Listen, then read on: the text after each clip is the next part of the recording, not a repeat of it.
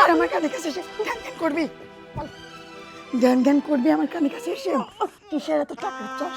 তোর জন্য টাকা নিয়ে কি আমি সবসময় বসে থাকি যে তুই কখন আসবি আর তোকে আমি ওষুধ খাওয়ার টাকা দিব?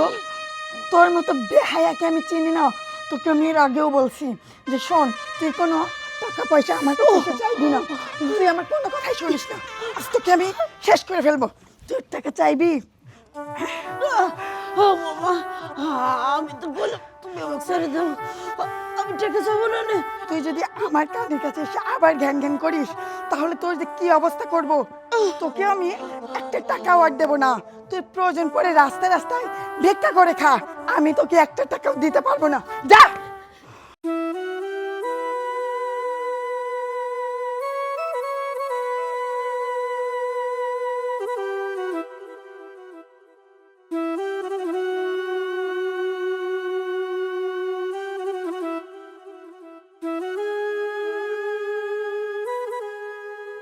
বাজান, বাজান রে, কয়টা টাকা ভিক্ষা দে না।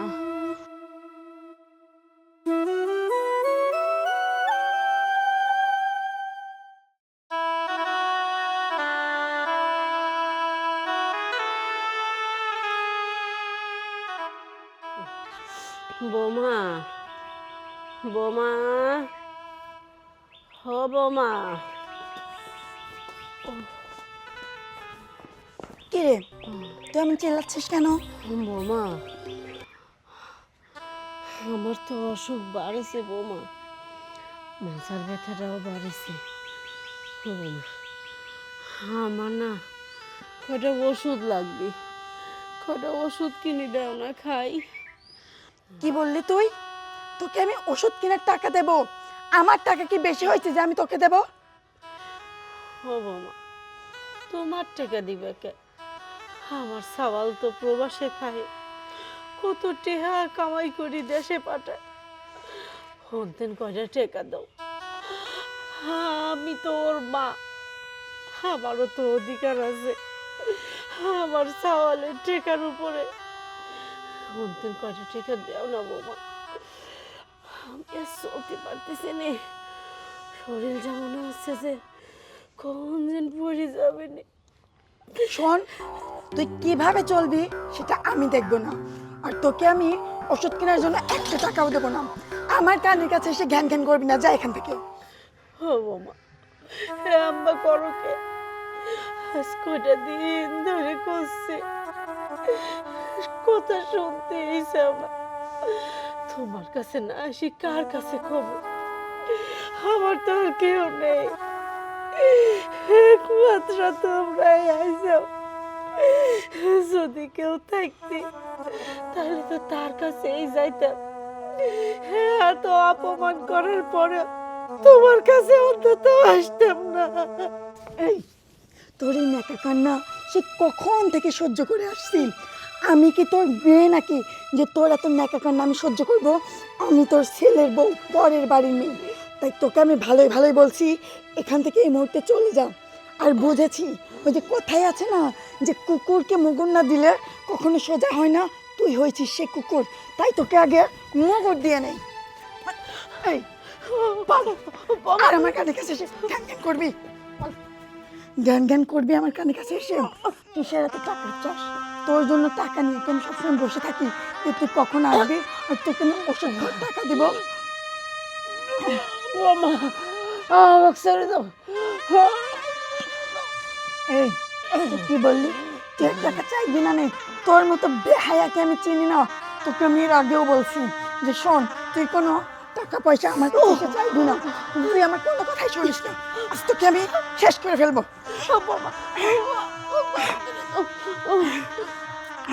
বল, তোর টাকা চাইবি?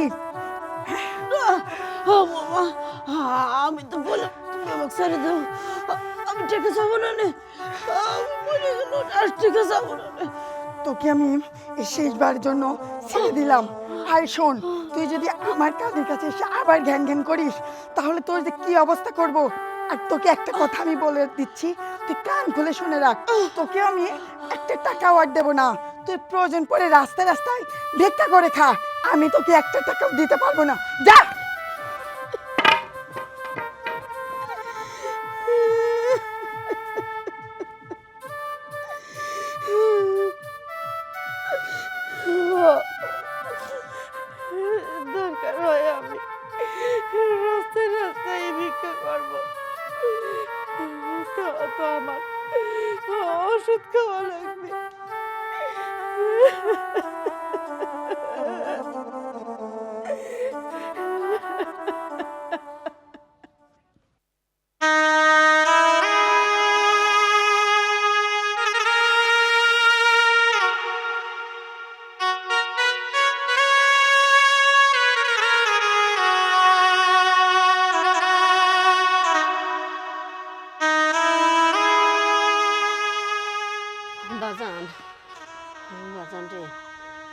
চাচি।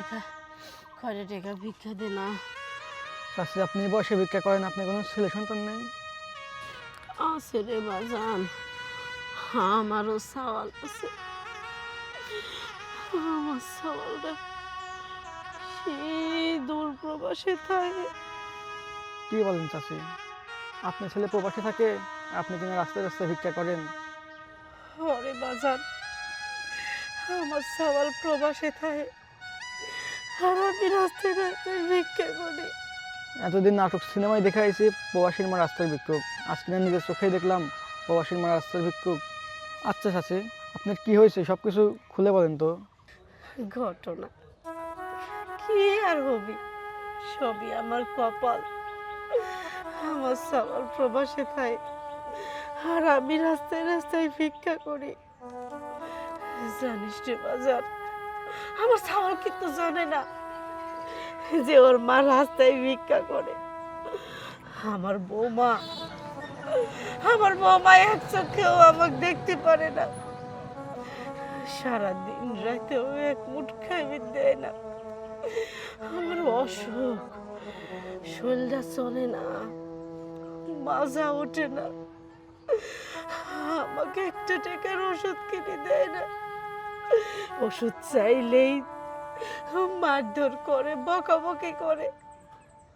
কয় ভিক্ষা করতে পারিস নি, ভিক্ষা করে ওষুধ কিনতে পারিস নি।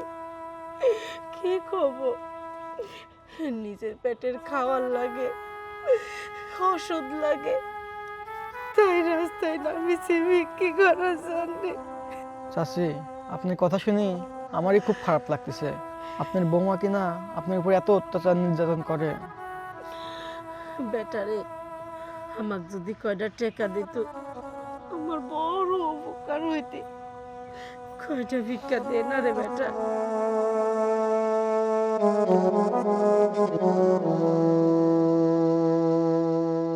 আল্লাহর কাছে দোয়া করি তুই একটা ভালো মানুষ হ, পড়াশোনা করি মেলা বড় হ।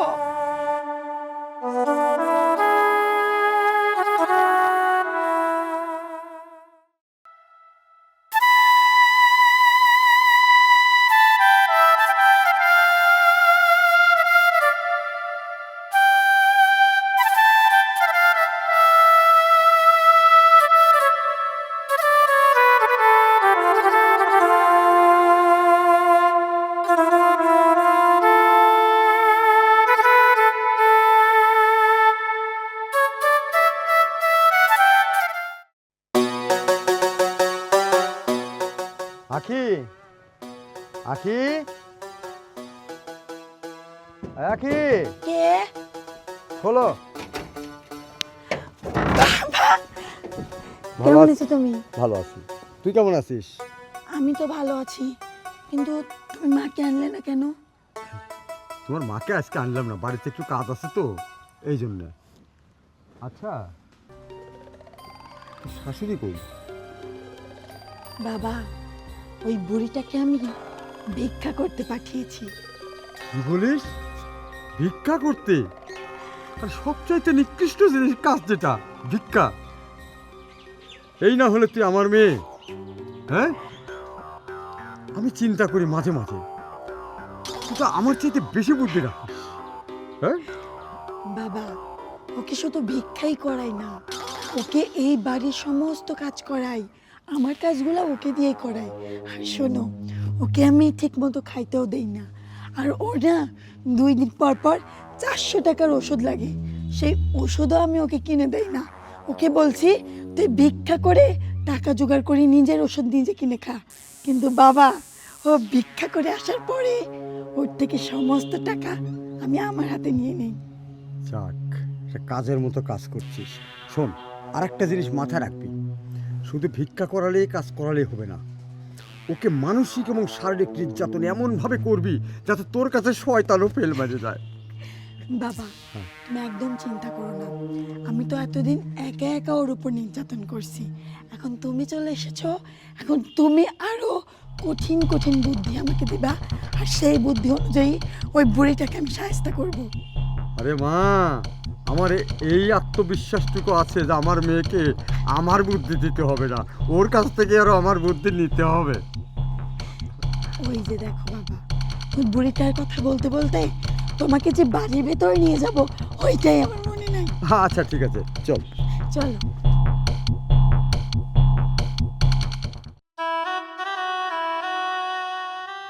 বোমা, বোমা, ও বোমা।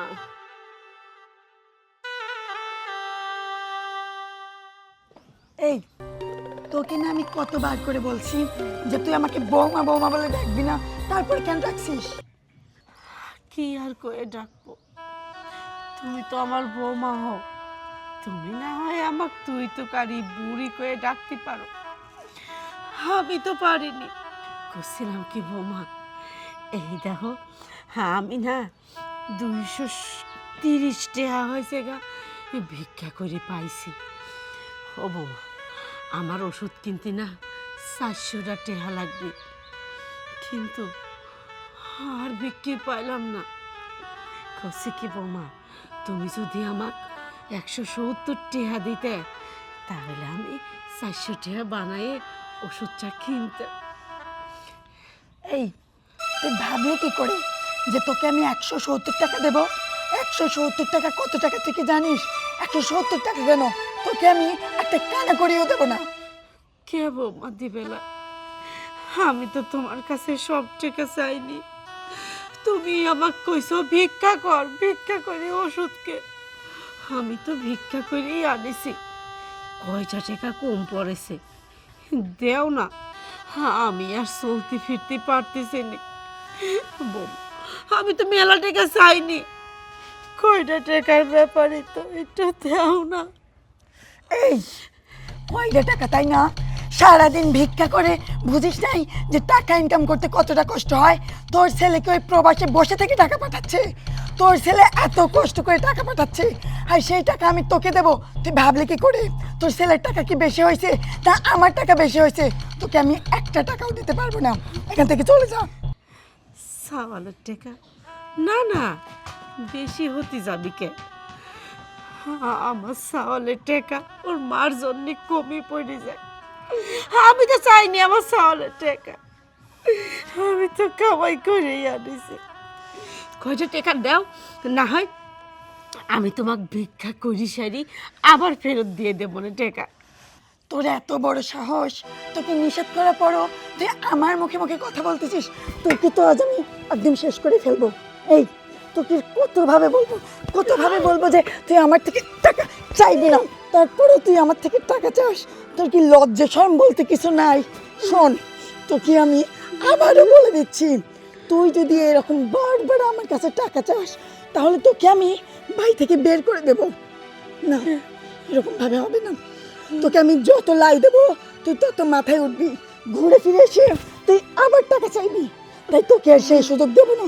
তোকে আমি এক্ষুনি এই বাড়ি থেকে বের করে দেবো। না না, বের হয়ে যা। আর কোনো সময় যদি এই বাড়ি গেটে তুই ঢোকার চেষ্টা করছিস তাহলে তোকে একবারে উপরে পাঠিয়ে দেবো।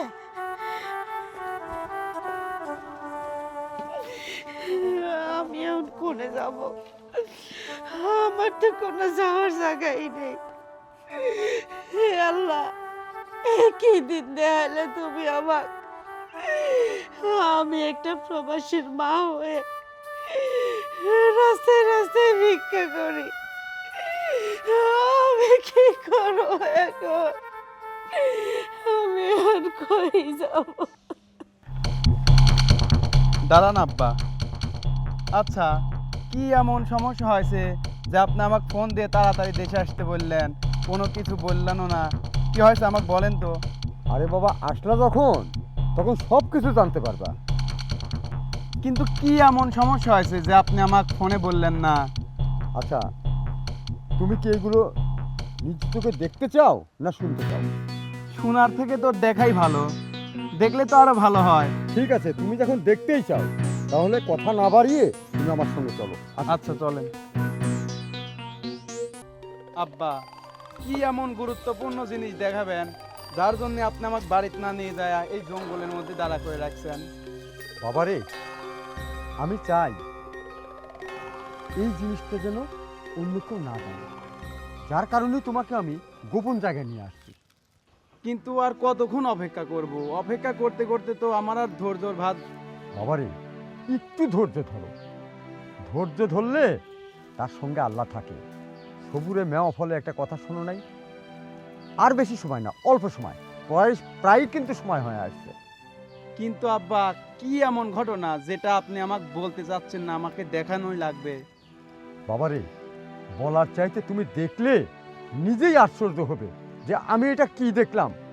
ওই যে একটা কথা শোনো নাই যে সারপ্রাইজ, মনে করো এটা তোমার জন্য একটা সারপ্রাইজ। তুমি কল্পনাও করো নাই যে আমি এমন জিনিস দেখবো। আচ্ছা ঠিক আছে, যেহেতু আপনি এত করে বলতেছেন, আচ্ছা একটু করে দেখি কি এমন জিনিস আপনি আমাকে দেখাবেন যার জন্য এই জঙ্গলে আপনি আমাকে এসে দাঁড় করায় রাখছেন। তোমাকে আর বেশি সময় অপেক্ষা করতে হবে না, তোমার অপেক্ষার সময় শেষ হয়েছে। আম্মা, তোমার হাতে ভিক্ষার থালার লাঠি কেন? আব্বা, আম্মা, তুমি কিছু বলতেছো না কেন? আব্বা, কি হয়েছে আম্মার? আমি নিজের চোখেই তো বিশ্বাস করতে পারতেছি না। বাবারে, অনেক সময় নিজের চোখেও মানুষ ভুল দেখে, কিন্তু এটা তুমি কিন্তু ভুল দেখছো না, এটা তুমি সত্যিকারের দেখছো, সত্যিকারের। কিন্তু আব্বা, আম্মার হাতে ভিক্ষার থালা কেন? আপনি তো কিছু বলেন। আমি আর কি বলবো বাবা।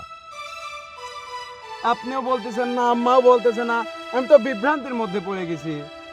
কিছু তো বলেও। আম্মা, তুমি তো কিছু বলো, তোমার হাতে কেন ভিক্ষার থালা? জীবন, তুই মনে কর এটা তোর মার ভাগ্য। তোর মার ভাগ্যে ছিলি এই শেষ বয়সে এসে ভিক্ষার থালা নিয়ে রাস্তায় রাস্তায় ঘুরবি। আমার ভাগ্যে ছিলি একজন প্রবাসীর মা রাস্তার ভিক্ষুক হবে। এই জন্যই রে জীবন, তাছাড়া আর কিছুই না। তুই আমাকে কোনো প্রশ্ন করিসনি, আমি কোনো জবাব দিতে পারবো না। আম্মা, কারণ তুমি এগুলো কি বলতেছো? আব্বা, আম্মার হাতে ভিক্ষার থালা কেন? আপনি সব কিছু আমাকে খুলে বলেন। আমি তোমাকে বাবা কিছু খুলে বলতে পারবো না, তবে তুমি আখির কাছে জিজ্ঞাসা করতে পারো। বাজান, আমরা আর কি খুলে কব? আমারে খুলে করার মতো কোনো মুখ নেই। তুই এক কাম কর, বৌমার কাজ যা, বৌমার কাজ যাই সুদ কর, দেখ বৌমা কিছু কয় নাকি। আচ্ছা ঠিক আছে, যেহেতু তুমিও বলবো না আর আপনিও বলবেন না, আমি আখির থেকেই শুনবো যে কেন আম্মার হাতে ভিক্ষার থালা। আম্মা, তুমি আমার সঙ্গে চলো।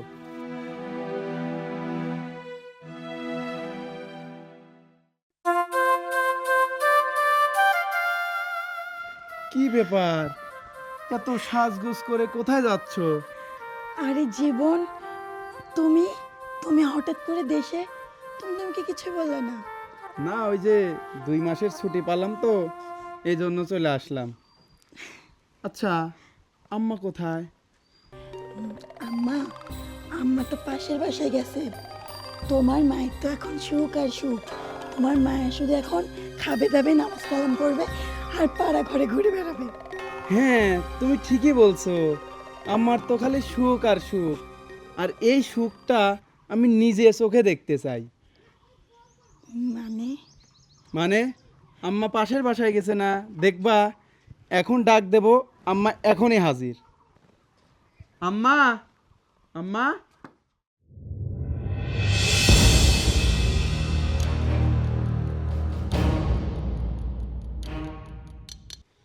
কি অবাক হচ্ছ? আমার নাকি সেই সুখ আর সুখ, এই তার সুখের নমুনা। সত্যি করে বলো, তুমি আমার আম্মার সাথে কি করছো? বলো। আমি কিছু করিনি। জামাই বাবা, এভাবে বললে আমার মেয়েটা স্বীকার করবে না, বড় লজ্জা পাচ্ছে আমার। তার থেকে আমি বলি, আর সবচেয়ে ভালো হয় বলার চাইতে তোমাকে আমি দেখাই, আমার কাছে প্রমাণ আছে। প্রমাণ? এই দেখো।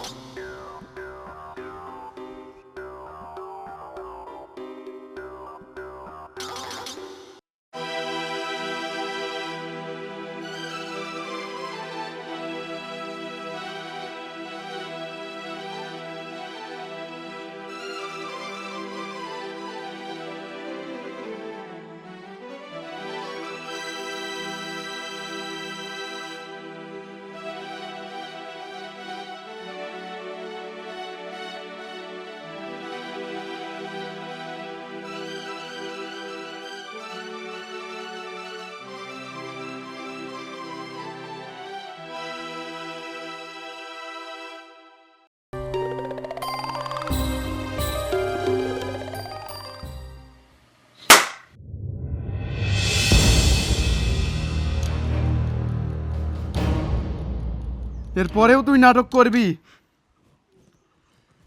আরে কিসে কমতি রাখছি তোক? যখন যা চাইছিস তখন তোকে তাই দিয়েছি। বলছিস আমার 5,000 টাকা লাগবে, তোকে আমি 10,000 টাকা পাঠাইছি শুধুমাত্র আমার এই আম্মাটাকে ভালো রাখার জন্য। আর তুই, তোকে তো আমি কোনো কিছুতে কমতি রাখি নাই। তুই, আমার আম্মা, এই দুইজনই তো আমার এই পরিবারের সব। তোদের জন্য এত কষ্ট করে আমি ওই প্রবাস থেকে টাকা পাঠাই, দিনের পর দিন কষ্ট করে, এত কষ্ট করি নিজের দিকে না খেয়াল রেখে, শুধু তোদেরকে ভালো রাখার জন্য, আমার আম্মাটাকে ভালো রাখার জন্য এত কষ্ট করি। 24 ঘন্টার 18 ঘন্টা কাজ করি, নিজে আবার রেঁধে খাই, গোসল দেওয়ার সময় ঠিক মতো পাই না। কাদের জন্য এত কিছু করছি? শুধুমাত্র আমার আম্মা আর তোকেই ভালো রাখার জন্য।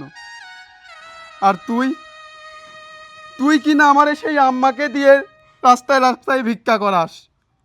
আমার আম্মার কি অপরাধ ছিল? আমার কি অপরাধ ছিল যার পরিবর্তে তুই আমার আম্মার সাথে এই অন্যায়টা করলি? হব মা, আমারও এই একটাই প্রশ্ন, তোমার তো কোনোদিন আমরা কোনো অভাবে রাখিনি। আমার জীবন দেশের বাইরে থাইছে, তুমি আমার কাছে যেমন যা আবদার করিস সে আবদার আমি ফেলাইনি। তোমাকে আমি নিজের মেয়ে, মেয়ে কইকে মেয়েতে না বেশি ভালোবাসিছি। কিসের জন্য? আমরা বাড়ির দুইজনই মানুষ, দুইজন দুইজনের সুখে দুঃখে একসাথে থাকবো, ভালো থাকবো। কিন্তু তুমি, তুমি যে এত খারাপ আমি বুঝতে পারিনি। আমি মনে করতাম কি, বৌমাক যদি নিজের মেয়ের মতো ভালোবাসি, হয়তো বৌমাও আমাকে তার মার মতো ভালোবাসে।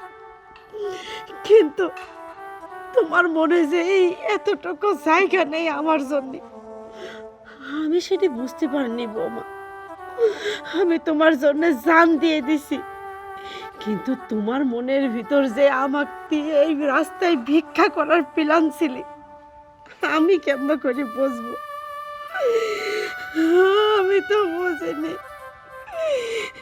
কিন্তু আমি বুঝলাম না তোমার বাপটা এত ভালো মানুষ, কিন্তু তোমার মনের ভিতর এত হিংসা, এত লোভ, এত নোংরামি কিসের জন্য আমি বুঝলাম না। বিয়েন, আপনার মনে কষ্ট নেই নাকি? আপনার মনের ব্যথা আমি বুঝতে পারছি, কিন্তু আমার এই কুলঙ্কার মেয়ে, ও বুঝতে পারেনি। ওকে আমি অনেক বোঝানোর চেষ্টা করেছি যে দেখ, একটা মেয়ের জীবনের সবথেকে বড় অমূল্য সম্পদ হচ্ছে তার স্বামী। স্বামীকে খুশি রাখা একটা মেয়ের কর্তব্য। শুধু স্বামীকে খুশি রাখতে গেলে শুধু স্বামীর দিয়েই স্বামীকে খুশি রাখতে হয় না, নিজেকে বুঝতে হবে যে একটা সন্তান তার মাকে কতটা ভালোবাসে। আর একটা মা যখন তার স্ত্রীর কাছে সুখে থাকবে, তখন ওই ছেলে তার মনে আনন্দ ভরে ওঠে যে না, আমার বউটা আসলে আমাকে খুশি রাখার জন্যে আমার মার সেবা করতে পারে। কিন্তু আমার মেয়ে সেটা বুঝতে পারেনি। আর ও এত মিথ্যাবাদী, ওকে আমি যতগুলি কথা বলেছি, আমি দেখা জিনিস বলেছি, তা ও অস্বীকার করেছে। তাই বাধ্য হয়েছে এবার আমি এই ভিডিওটা করে রাখতে, যাতে আমার এই কুলাঙ্গার অস্বীকার করতে না পারে। ওর শাশুড়ি ও কিনা তাকে মায়ের মতো দেখবে, তার এক ফোঁটা কষ্ট হয়নি, কিন্তু ওর শাশুড়িকে দেখে আমি দিনের পর দিন তার কষ্ট দেখে আমি নিজে খেতে পারিনি, আমি নিজে ঘুমাতে পারিনি। নিজের মনেকে সান্ত্বনা দিয়ে দিয়ে রাখছি যে জামাই বাবাজির কাছে সব কিছু না বলা পর্যন্ত আমি শান্তি পাবো না। আর ওই কুলঙ্গারের জন্য আপনি মনে কষ্ট পাবেন না দিয়ে, ওর শাস্তি, ওর আচার আচরণের ব্যবস্থা আল্লাহ পাকের মাধ্যমে হবে। আব্বা বলেন এখন আমি কি করব? আপনার এই রকম মেয়েকে নিয়ে আমি কেমনে সংসার করব? বাবারে, এটা আমার কিছু বলার নাই। যে মেয়ে তার বাবাকে শ্বশুরবাড়ির সবার সামনে অপমানিত করে, ছোট করে, সেই মেয়ের সুপারিশ আমার কাছে নাই রে বাবা। তোমার যেটা ভালো মনে করো তুমি সেটা করো। ওগো, তুমি আমাকে ক্ষমা করে দাও। আমি বুঝতে পারছি আমি আম্মার সাথে যেটা করেছি সেটা অনেক বড় অন্যায় করে ফেলেছি। আম্মা, আম্মা, আমি আপনার পায়ে পড়ি আম্মা, আমাকে বাড়ি থেকে তাড়িয়ে দেবেন না। আমি আপনার পা ধরে ক্ষমা চাচ্ছি। আমি এই জঘন্য কাজ আর কখনোই করব না। ওঠো বৌমা, ওঠো। আমি জানি তুমি তোমার ভুল বুঝতে পারিস, আর তুমি তো ছোট মানুষ। জীবন, মানুষ তো কত রকম ভুল করে, খুনাখুনি হয়ে যায়, তারপরও তো মানুষের মাপ হয়, তাই না? আরও তো সামান্যই ভুল করেছে, ওকে তুই মাফ করে দে। ওকে বাড়িতে তারাসনি।